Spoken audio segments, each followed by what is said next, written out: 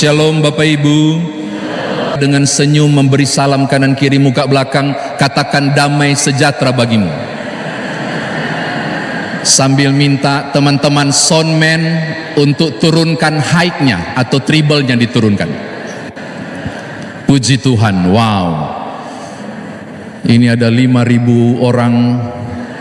Mudah-mudahan 5 roti dan 2 ikan masih tersisa. Wah. Bapak Ibu Saudara, saya mau mengupas kebenaran firman Tuhan ini berdasarkan tema bersyukur untuk terus maju bersama semua generasi dan menjadi berkat. Ini tema berat. Pak Pendeta Junior membawa saya dalam pencobaan. Saya cari teks yang pas apa kira-kira ini untuk 42 tahun. Adakah orang sangir di sini? Saya yakin tidak ada ya. Nggak ada. Yang ada di sini yang percaya pada Yesus Kristus, amin. Bapak saya Bali, mama saya Sangir, saya lahir besar Manado. Tapi hari ini saya tidak mengaku orang Sangir, saya orang yang percaya pada Yesus Kristus biar aman. Jadi tolong orang Sangir yang percaya pada Yesus Kristus jangan tersinggung kalau saya bawa nama suku. Satu kali Om Ungke.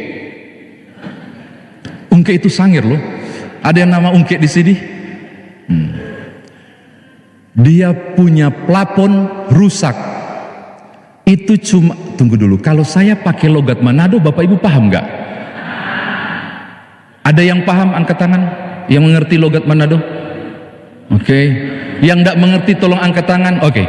Berarti yang tidak paham tolong tanya pada yang paham tolong jelaskan kepada yang nggak paham. Dan saya mau pulang sekarang. Dia mau perbaiki plafonnya rusak. Itu kan terbagi triplex toh, gitu-gitu kan? Zaman dulu bukan zaman sekarang. Cuma ada dia dan Maitua. Dia dan DP Maitua. Jadi dia bilang begini, "Mak, ngana pegang itu kursi, karena ndak ada tangga, torang susung 2." Udahlah pakai bahasa Indonesia lah, kan ada orang Batak di sini nggak ngerti nih. Greta Sihombing pasti nggak paham ini.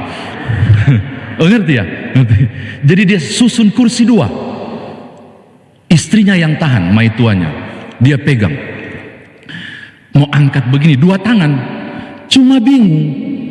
Karena harus bawa paku di atas kan? Lalu juga harus bawa martelu. Tunggu, martelu itu bahasa Indonesia? Sulawesi Tengah, Palu. Jadi dia bingung. Bagaimana caranya? Dia dapat ide. Paku, dia kayak tukang-tukang zaman dulu, gaya banget. Paku, dia kasih masuk di mulut, dia gigit, dia bilang, mak, kasih masuk. Mamanya ambil 4, kan 4 sudut kan yang triplex itu, kasih 4 sudut di situ. 4 sudut, dia gigit. Iya, makasih mak, gitu. Dia naik. Terus palu bagaimana? Dia bingung kan, palu bagaimana? Oh, dia dapat ide. Mak, kasih masuk di bibir. Kasih masuk di bibir.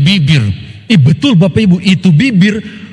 Saya nggak tahu Om Ungke punya bibir kuat rupa apa, dia bisa jepit itu palu loh, gitu. Sambil ada paku di dalam, dan dia mulai naik sambil batongka begini. Bapak Ibu tidak safety toh, karena disusun 2 tidak kokoh. Baru juga Om Ungke ini kasihan, ya begitulah. Pokoknya maju ke depan, maju mundur semua, lebar-lebar sekali dia punya badan kan, jadi mulai kegoyang-goyang. Maitua nggak tahu nggak kuat, tiba-tiba terkaget begini, dia langsung, mak pegang baik-baik. Langsung dia sadar. Puji Tuhan mak, begitu. Puji Tuhan sambil turun totofore. Kepangana puji Tuhan, ampa paku masuk di leher. Kenapa puji Tuhan 4 paku? Kenapa bersyukur? Puji Tuhan bukan martelu yang masuk kasihan. Saudara tangkap maksud saya? Ketika Paulus bilang di 1 Tesalonika pasal 5 ayat 18, mengucap syukur dalam segala hal itu bukan perkara gampang. Karena segala hal dimaksud bukan ketika engkau senang saja, tapi segala hal yang dimaksud dalam kesusahanmu. Ketika bicara mengucap syukur termasuk 42 tahun ini, bukan cuma hal yang menyenangkan. Siapapun pelaku sejarah yang masih hidup pada proses 42 tahun yang lalu pasti tahu tentang segala hal itu. Tentang susahnya, tentang sulitnya, tentang tantangannya. Dan saudara tahu, ketika membaca Kolose ini, nanti googling, saudara akan menemukan hal menarik. Baik Filipi maupun Kolose, Paulus tulis dengan beberapa kata berulang kali muncul kata bersyukur. Entah syukur pada Tuhan, atau aku bersyukur, atau aku memuliakan Tuhan. Itu muncul begitu banyak di surat Kolose maupun Filipi. Dan ketika saudara membacanya, barangkali saudara berkata, wow, Paulus sangat hebat mengucap syukur. Saya mau kasih tahu Bapak Ibu, ketika dia bilang mengucap syukurlah, ketika dia mengatakan bersyukurlah, atau ketika dia mengatakan aku bersyukur, mungkin enak, tapi saya mau kasih tahu, itu enggak pas. Apalagi muncul di surat Kolose. Kata bersyukur yang ditulis oleh Paulus menurut saya perlu ditinjau ulang. Maaf, tidak bermaksud mengguncang iman saudara. Perlu dipertanyakan. Mengapa? Karena enggak pas situasinya. Kolose ditulis dalam penjara. Surat Filipi pun ditulis dalam penjara. Dan dua surat ini mengandung begitu banyak kalimat ekaristei dalam bahasa Yunani. Aku bersyukur atau mari bersyukur. Tolong buka pasal 4. 1 Tesalonika pasal 4 ayat 10 sebagai bukti bahwa surat ini ditulis dalam penjara. 1 Tesalonika 4 ayat 10. Salam kepada kamu dari Aristarkus, teman sepenjaraku. Garis bawahi. Tolong baca lagi ayat 18. Salam dari aku, Paulus. Salam ini kutulis dengan tanganku sendiri. Ingatlah akan belengguku. Belengguku. Bicara soal penjara, bicara soal terbelenggu. Dan kalau penjara Romawi itu, sorry, Kolose, oh ya. Maaf Bapak Ibu, jangan marah-marah, cuma salah sebut le. Kolose pasal 4 ayat 10 dan 18. Itu gunanya bawa istri begitu. Dia langsung bilang, salah, Kolose. Kolose pasal 4 ayat 10 sampai 18. Itu membuktikan dia dalam penjara, dan saudara tahu, dibelenggu. Diikat begini, kakinya pun diikat, kasih pemberat rantai. Penghubung antara tangan dan kaki ada juga rantai yang dibuat ketat, sehingga kalau dia berdiri kasihan bongkok. Kalau dia tidur pistol. Dan penjara itu dalam tanah. Maka kalau dia tidur udang. Tolong hayalkan bagaimana dia menulis surat, dan dia bilang begini, mengucap syukurlah. Wow.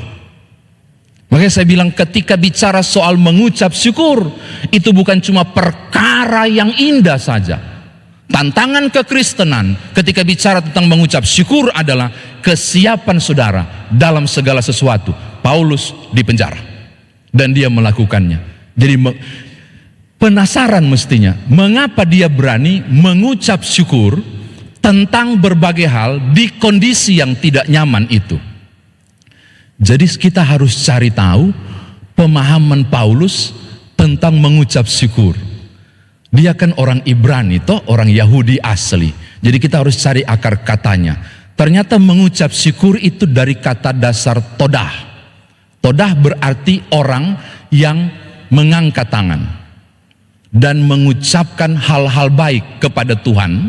Maka lahirlah kata kerja yadah, yang mengangkat tangan dan mengucapkan berbagai hal yang Tuhan buat. Maka orang yang mengucap syukur adalah orang yang mengatakan say thanks tentang apa yang Tuhan buat, tentang apa yang Tuhan lakukan. Jadi ketika Paulus mengucap syukur, dia tidak bilang tentang apa yang dia alami, tapi apa yang Tuhan buat. Kalau yang dia alami, saya menderita, saya dipenjara. Tapi yang Tuhan buat adalah Tuhan buat baik. Orang mengucap syukur tidak peduli tentang apa yang dialami di bawah, tapi apa yang diyakini yang Tuhan buat dari atas. Dan saudara tahu kan yang Tuhan yakin dari atas? Rancanganku bukan rancangan kecelakaan, melainkan.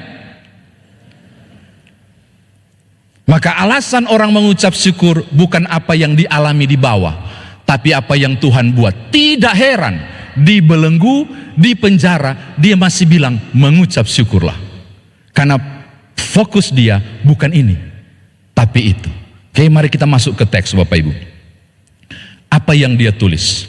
Hendaklah perkataan Kristus tinggal dengan limpahnya di antara kamu, sehingga kamu dengan segala hikmat mengajar dan menegur seorang akan yang lain, dan sambil menyanyikan mazmur dan puji-pujian dan nyanyian rohani, kamu mengucap syukur kepada Allah di dalam hatimu. Perhatikan, sebelum ajakan mengucap syukur, sebelum ajakan mazmur, lalu mengucap syukur. Tapi sebelum di situ dia bilang begini, hendaklah perkataan Kristus tinggal dengan limpahnya. Ayat 17, segala sesuatu yang kamu lakukan dengan perkataan dan perbuatan, lakukanlah semua itu dalam nama Yesus sambil mengucap syukur melalui dia kepada Allah Bapa. Yesus disebut, Allah Bapa disebut. Saya menemukan sesuatu yang luar biasa. Mengapa orang harus mengucap syukur? Mengapa perlu ada glory bagi Tuhan dan pengagungannya? Orang hanya mampu mengucap syukur, bermazmur dan nyanyian rohani kalau fokusnya pada Kristus, pada Allah Bapa, pada Yesus Kristus. Dengarkan, mengucap syukur yang benar adalah fokusnya kepada Allah. Saya ulangi karena banyak orang yang mesti paham. Mengucap syukur bukan soal apa yang engkau alami, itu fokus pada dirimu. Tapi mengucap syukur adalah fokus pada Allah, pengagungannya pada Allah, pemuliaannya kepada Bapa, Putra dan Roh Kudus, bukan pada diri sendiri. Orang yang mengucap syukur, orang yang tahu fokus, tidak boleh keliru. Fokusnya adalah hanya kepada Tuhan, fokusnya hanya kepada Allah. Ini yang kedua. Ini kedua atau ketiga? Kedua. Dengan cara apakah? Itu menarik loh. Nyanyian rohani, mazmur dan puji-pujian. Yang kedua, perkataan dan perbuatan. Kita uraikan satu-satu. Dengan cara apakah orang mengucap syukur? Dengan cara bermazmur, dengan cara bernyanyi, dengan cara mengagungkan Tuhan. Kalau saudara mengerti kata haleluya yang dinyanyikan tadi, itu dari 3 suku kata. Halel, yah. Halel berarti pujilah. Itu jamak ajakan hai kamu sekalian. Yah itu Yahweh tapi nggak boleh disebut Adonai. Maka saudara akan menemukan haleluya berarti hai kamu sekalian, mari pujilah Tuhan. Yang bisa dilakukan dengan mazmur, nyanyian rohani dan puji-pujian. Maka saya mau bilang begini, orang yang bersyukur adalah orang yang tahu untuk berhaleluya, memuji Tuhan. Cara sederhana mengucap syukur bukan persembahan syukur. Cara sederhana untuk mengucap syukur adalah menyanyikan pujian, nyanyian rohani dan mazmur. Makanya saya mau bilang begini, orang Kristen itu disebut agama yang bernyanyi. Tapi kalau saudara baca Mazmur 22 ayat 4, orang Kristen mestinya bangga.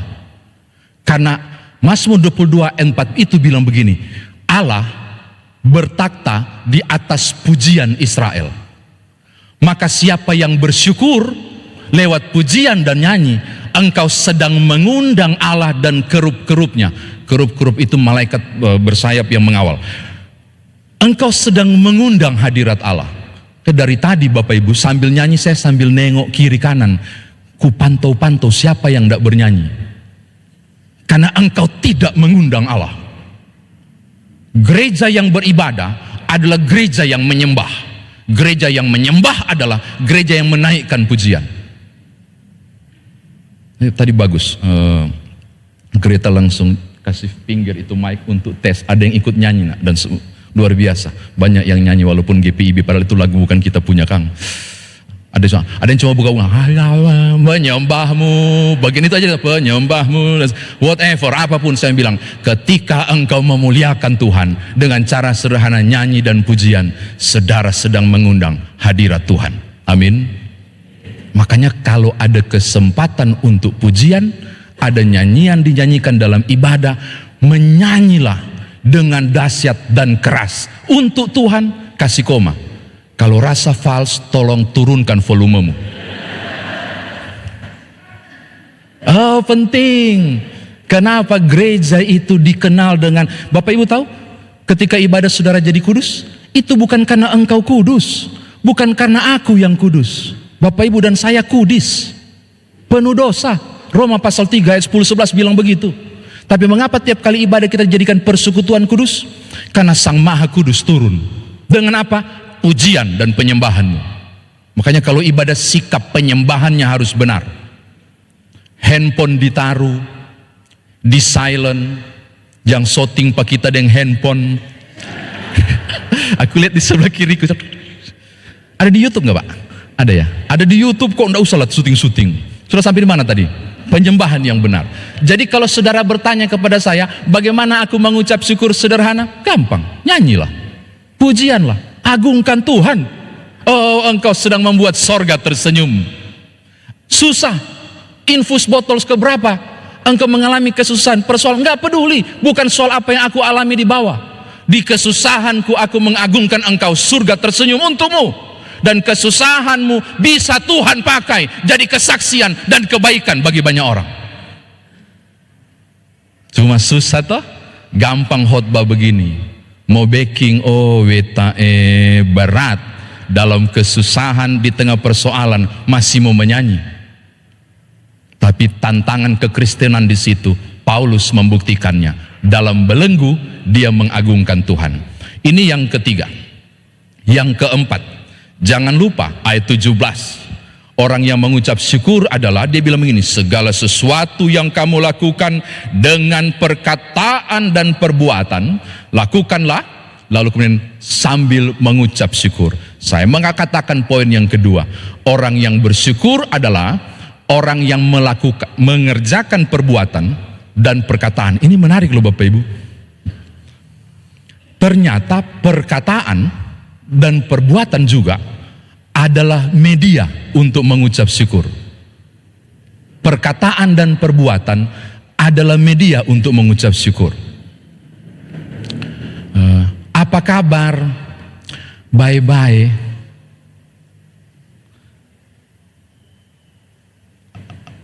Kalau orang Sangir begini. Apa kabar? Bye-bye kasiang. Ada kasiangnya.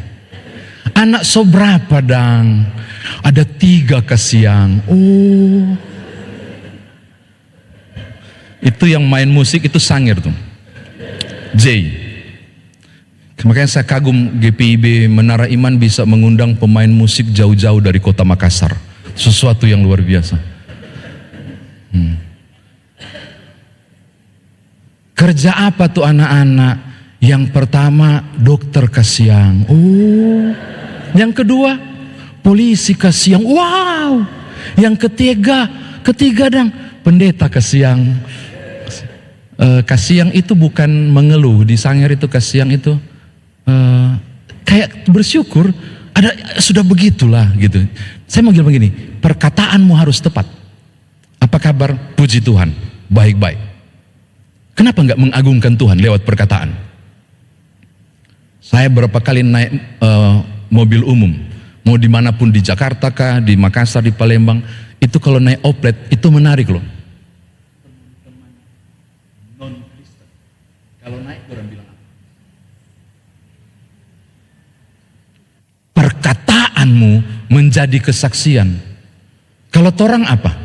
Pas naik tapes, oh mari-mari pulang, oh mari-mari pulang, begitu. Bukan, haleluya, puji Tuhan. Why not? Perkataan sederhana. Saya tantang kekristenan sekarang saat ini. Perkataanmu bisa menjadi pengagungan bagi nama Tuhan. Tapi sayang sekali kita tidak memanfaatkannya. Sederhana.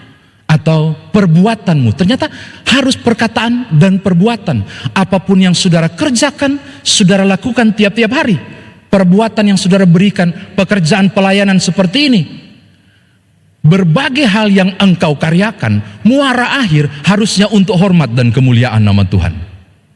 Maka setiap hal yang saudara kerjakan di tiap kesempatan, pengagungannya terjadi bagi nama Tuhan. Wow, luar biasa ya. Dokter baik banget, dokter punya prediksi tepat banget loh. Sampai aduh untung dokter yang saya datang. Kalau ke dokter lain mungkin gak, oh puji Tuhan, Tuhan memang kasih hikmah. Why not dikatakan begitu? Pengagungan lewat kata perbuatan kita. Cuma jarang orang pakai. Paulus ingatkan, perkataan dan perbuatan bisa bermuara pada mengucap syukur kepada Allah. Saya kira demikian firman Tuhan ditafsirkan bagi kita. Sekarang bagaimana kita bawa dalam kehidupan beriman kita? Yang pertama Bapak Ibu, mungkin saudara pernah dengar ilustrasi ini tentang mengucap syukur.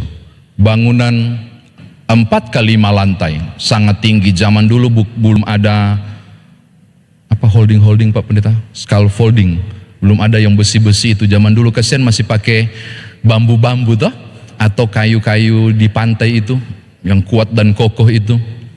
Lantai 1 sampai lantai 5 mungkin tinggi banget itu. Ada pekerja sibuk di bawah, ada pekerja sibuk di atas.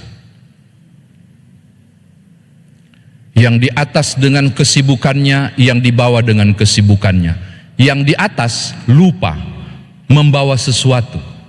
Beberapa alat dia tidak bawa. Kalau dia turun rawan. Karena nggak safety zaman dulu itu, cuma pakai bambu-bambu begitu dan makan waktu.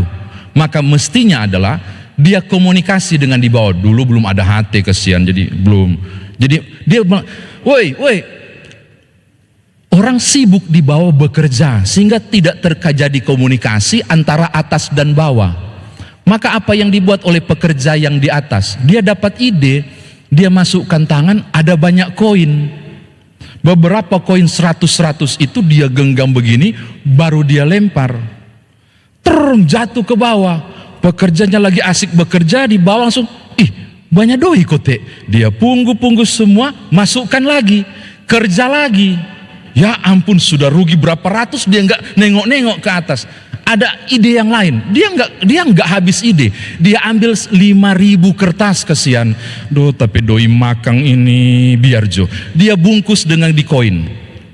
Dia ambil lagi koin yang lain. Jadi ada bonus ini, 5.000 terbungkus dengan koin, membungkus koin, baru koin-koin yang lain. Dia hambur, jatuh di bawah. Yang lagi bekerja, banyak sekali ini uang. Dia berhenti bekerja, dia pungut, nggak kerja lagi malah pungut. Masih ada nggak di tempat lain? Dia cari, tidak terjadi komunikasi. Menyerah yang di atas? Enggak. Gimana caranya supaya terjadi komunikasi antara atas dan bawah? Dia dapat ide, saudara, dan ide ini mengerikan. Dia nengok sebelah kiri, ada totara. Orang Manado tahu totara? Balok, begini, lumayan. Ada balok, dia langsung angka. Kita lempar jatuh ngampe kepala, mampus ngana. Tapi nggak mungkin. Apa yang dia buat? Dia sengaja jatuhkan, tapi dia ukur jangan sampai kena. Jadi pas sudah lewat ke bawah dilepas. Pas, woi, siapa lempar itu? Kita, tolong bawa akang itu ember di bawah. Akhirnya terjadi komunikasi atas dan bawah. Saya mau katakan kepada saudara, banyak orang diberkati Tuhan luar biasa, reaksinya adalah justru cari terus berkat, bukan nengok ke atas menemui sang sumber berkat. Engkau gagal mengucap syukur. Ketika engkau diberkati, maunya Tuhan engkau nengok ke atas supaya ada pujian dan glory bagi kemuliaan nama Tuhan. Semakin diberkati, mestinya semakin kuat ungkapan syukurnya. Tapi seringkali yang terjadi karena kita di Manado itu banyak tape. Tape itu singkong yang dikasih busuk. Tape itu fermentasi kan? Di Manado banyak banget. Tape gereja,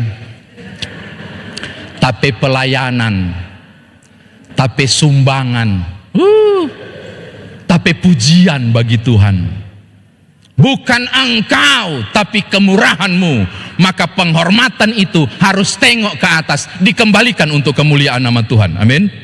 Itu loh orang yang bersyukur, orang yang bukan hanya cari berkat, tapi mendekatkan diri kepada sumber berkat. Kekristenan diajar untuk bukan mendekat pada berkat, tapi dekat pada sumber berkat. Itu yang pertama untuk Bapak Ibu bawa pulang. Yang kedua, 42 tahun. Saya baru tahu sejarahnya penyebutan Menara Iman. Beliau ceritakan. Wow. Masih adakah saksi sejarahnya yang hadir? Adakah? Masih ada ya? Nanti bisa, ada buku sejarahnya enggak? Ada, wah keren.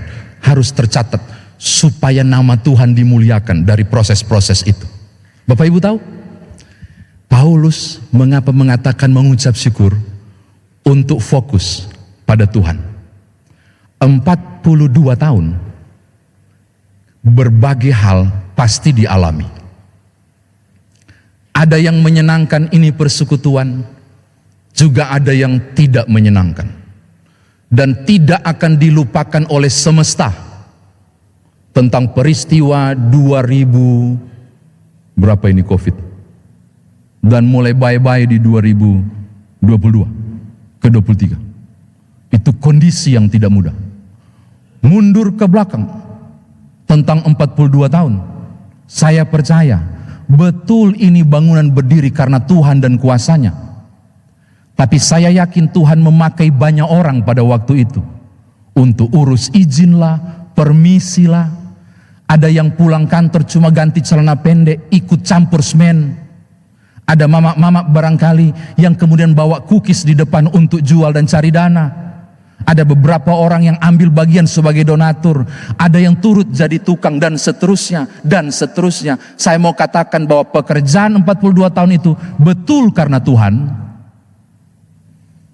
Tetapi dia memakai banyak orang untuk karya pelayanan bagi kemuliaan Allah.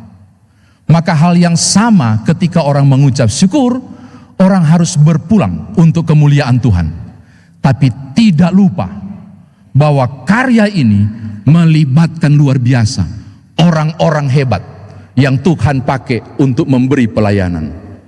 Tetapi orang-orang hebat itu dengan sengaja tidak menyebut namanya supaya nama Tuhan tetap ditinggikan.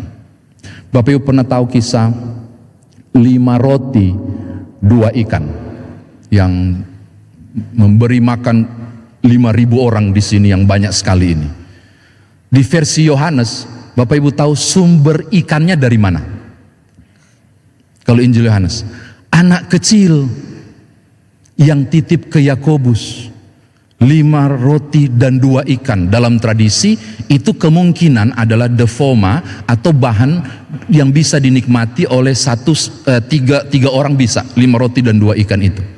Nah, saya penasaran siapa nama anak yang menyerahkan 5 roti dan 2 ikan itu. Ku cari-cari bolak-balik di Injil Yohanes, nggak ada. Saya buka versi Matius, Lukas juga nggak ada. Bukan juga Nyoman Jepun, tidak ada rupanya. Tidak ada nama. No name. Dengan sengaja Yohanes tidak menyebut nama itu. Lalu ketika 5.000 orang sudah selesai makan, ada sisa berapa bakul? Ada orang bilang dia sisa 12 bakul karena belum ada PKP waktu itu. Bukan ya. Sisa 12 bakul itu bermakna kelimpahan berkat. Kelimpahan berkat. Lalu saya cari lagi, mungkin setelah selesai kegiatan anak ini disebut. Tidak disebut. Lalu siapa yang disebut oleh Yohanes? Yesus Kristus. Sampai ujung terus dan orang berkerumun, tetap Yesus yang disebut. Saya mau katakan hal yang ketiga kepada saudara. Dia harus makin bertambah. Aku harus makin berkurang. Di tiap karya dan lakuku bukan aku yang disebut, tapi Tuhanku yang dimuliakan. Amin. Begitu. Jangan bilang tapi pelayanan, tapi sumbangan. Kalau bukan torang panitia yang kerja ini, kalau bukan torang yang undang Pak Greta, tidak mungkin ada pujian. No, untuk Tuhan. Nanti tolong datang ke Karis dong. Nanti untuk jadi berkat di Karis. Kita ada kegiatan yang sama ya, yang akan dibuat. Minta nomor. Penting bahwa saudara menyebut nama Tuhan, walaupun kita tahu ada orang yang Tuhan pakai luar biasa. Pengagungan kepada Tuhan harus terjadi. Terakhir ini terakhir sekali. Ya, karena saya sudah perhatikan ada orang sudah batuk 3 kali. Tadi masih angguknya masih stabil. Tapi tadi beberapa sudah nggak stabil, saya sudah curiga. Turunnya pelan, baru dia naik tiba-tiba. Udahlah, itu para pengkhotbah harus sadar dan harus segera selesaikan. Terakhir yang ketiga, temanya bagus loh Bapak Ibu. Keren banget. Bersyukur untuk terus maju bersama semua generasi dan menjadi berkat. Semua generasi menjadi berkat untuk maju sebagai simbol mengucap syukur. Hari ini tanda mengucap syukur ternyata dilakukan dengan 2 cara. Bisa nyanyian dan pujian pada penyembahan, tapi juga bisa karya, laku, perkataan saudara. 2 hal ini bisa menjadi opsi GPIB Menara Iman di 42 tahun untuk mengucap syukur.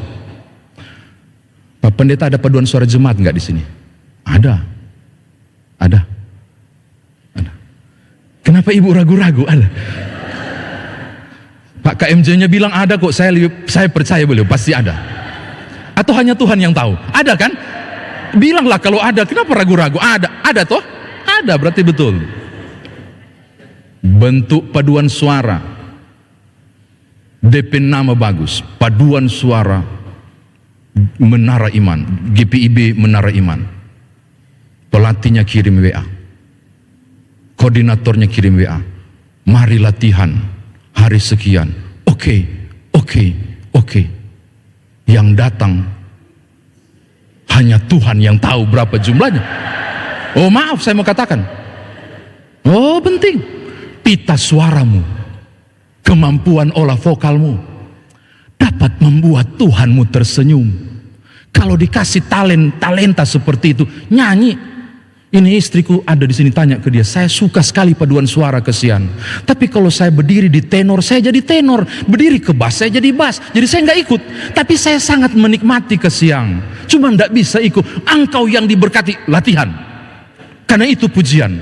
Mudah-mudahan bisa datang ke GPIB Karis, paduan suara jemaatnya menyanyi di situ. Sebagai bukti, engkau sedang mempersembahkan pengagungan bagi kemuliaan Tuhan. Amin. Jangan cuma amin nggak latihan. Betul. Mazmur 33 ayat 3 itu dibilang gini, nyanyikanlah nyanyian baru bagi Tuhan, petiklah kecapi baik-baik. Kata baik-baik itu dalam King James Version teksnya menggunakan istilah skillfully. Dalam teks asli Ibraninya yautap, yang berarti terlatih, sempurna. Makanya pernah ada heboh di Makassar. Ini ada saksi nih, orang 2 nih tanya, Pendeta Nyoman Jepun melarang kelompok orang mengisi pujian di Betania Makassar. Saya pernah larang dan heboh. Tahu nggak kenapa saya larang? Habis doa konsistori buka, dia langsung ketok dan bilang, Pak, kami ada beberapa orang mau isi pujian. Wow, luar biasa. Oke, judulnya apa? Nanti kami buka di Kidung Jemaat, pokoknya nanti kami buka. No, nggak bisa. Yautap, skillfully itu terlatih. Kalau engkau mengisi pujian untuk tampil bukan untuk Tuhan, silakan. Harus disiapkan, harus dilatih. Itu pengagungan, bukan cuma untuk tampil. Jadi karena saya lihat dia tidak persiapan, nggak usah kau menyanyi. Lebih baik latihan dulu, baru menyanyi. Tapi heboh, saya pernah larang. Biarlah hanya Tuhan yang tahu. Tadi saya sudah bilang terakhir, sudah. Ya, saya sudah mau tutup kok, jangan khawatir. Sudah mau tutup terakhir sekali. Pelkat PA, Pelkat PT, Gerakan Pemuda, Greta tahu nggak? PA Pelayanan Anak, PT Persekutuan Teruna. Orang GPIB nggak dia? Oh sudah, kembalilah ke GPIB. Gerakan Pemuda, Persekutuan Kaum Perempuan, Persekutuan Kaum Bapak, Persekutuan Kaum Lanjut Usia. Bapak Ibu bisa bayangkan kalau 6 pelkat ini bersatu dan bergerak bersama di usia 42 tahun ini. Oh Wita, kerennya minta ampun. ketika berbagai perbedaan usia menyatu dalam pelayanan bagi kemuliaan nama Tuhan. Saya yakin di mana-mana persekutuan kaum bapa lah jumlahnya paling banyak. Ya, paling banyak di rumah, maksud saya di rumah dorang paling banyak. Di sini dorang kan datang. Cobalah bergerak bersama dalam kebersamaan. Bangun gereja Tuhan ini kesian. Ayolah, 42 tahun adalah bukti. Buatlah semakin semarak pelayanan ini, semakin heboh untuk Tuhan dan kemuliaannya. Mari bersatu, buat ke tangga kanan kiri muka belakang tahu ada hadirat Tuhan yang hadir di tempat ini dalam karya layan, dalam kebersamaan. Amin. PKB bertobat. Dan cuma amin. Tadi yang paling keras bapak-bapak yang bilang amin. Kiranya di hari Jumat ya Pak Pendeta ya, PKB ya. Kira ya. Jumat. Iya. Aku nggak yakin tapi kiranya terjadilah. Bapak-bapak, hari Senin sampai Jumat saudara diberkati luar biasa oleh Tuhan. Pada waktu bangun pagi dan bekerja dan seterusnya. Saya percaya, jangan kasih alasan waktu. Terlalu sulit bagi waktu. Waktu itu punya Tuhan, Tuhan bisa atur. Pakai niat dulu. Minggu depan saya hadir PKB. Niat dulu. Kiranya Tuhan sediakan waktu. Gitu loh. PKLU. Berapa banyak orang berpikir bahwa PKLU mengurus dirinya sendiri. Salah. GP, PKP, PKB bisa berpadu bersama. Kalau dulu oma opa yang urus torang waktu dorang muda, saatnya kita yang muda mengurus mereka yang berambut putih, yang jadi saksi tentang kemurahan Tuhan sepanjang hidup mereka. Itu kerjasama, itu kebersamaan, supaya HUT 42 tahun ini Menara Iman tampil beda. Enak banget khotbah di sini. Khotbah di jemaat sendiri susah sekali dorang.